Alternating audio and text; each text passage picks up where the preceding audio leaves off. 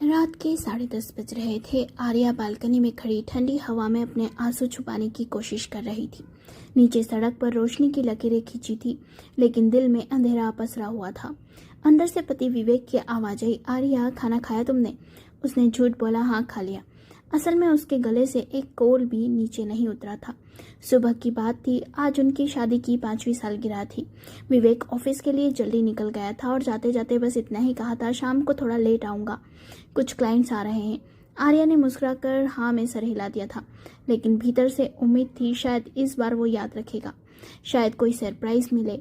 5 साल पहले की बात याद आई उसे।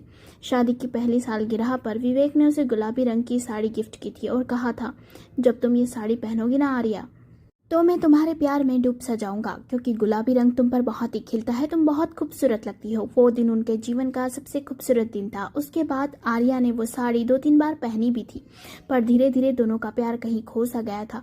फिर विवेक की व्यस्तता और ठंडे बर्ताव के आगे हर बार उसकी इच्छा अधूरी रह गई। उसने वो साड़ी पहनी ही नहीं। शाम को दरवाजे की घंटी बजी। आर्या ने वही गुलाबी रंग की साड़ी पहनी हुई थी, बालों में गजरा, हल्का काजल और होठों पर फीकी मुस्कान। विवेक अंदर आया और मोबाइल पर बात करते हुए बोला, हाँ, कल डिनर मीटिंग खत्म होते ही पेमेंट फाइनल कर देंगे।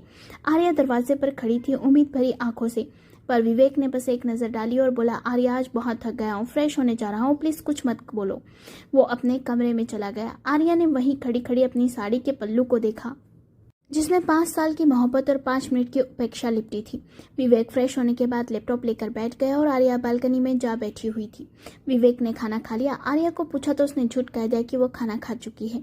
आर्या टीवी चालू कर बैठ गई और कुछ देर बाद विवेक लैपटॉप बंद कर उसे गुड नाइट कह सोने चला गया। रात के 12 बजे विवेक की नींद खुली और उसे रसोई में हल्की सी खनक सुनाई दी। वो बाहर आया तो देखा आर्या टेबल पर मोमबत्ती के सामने केक लेकर बैठी हुई है और धीरे धीरे खुद ही हैप्पी एनिवर्सरी गा रही थी। विवेक के पैर वहीं जम से गए। उसके चेहरे पर पहली बार ग्लानि झलक रही थी। आर्या, उसने धीरे से कहा।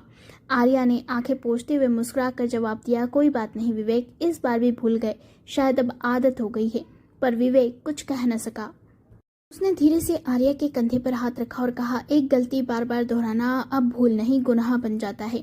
उसने आर्या का हाथ थामा और कहा, चलो आज देर से ही सही पर हम दोनों साथ में केक काटेंगे। आर्या मुस्कुराई और बोली, तो फिर मैं एक शर्त रखती हूँ, अगली सालगिरह पर मैं ये गुलाबी साड़ी फिर पहनूंगी और तुम मुझे वैसे ही देखोगे जैसे उस दिन देखा था पहली बार। विवेक ने सिर झुकाकर कहा, वादा रहा।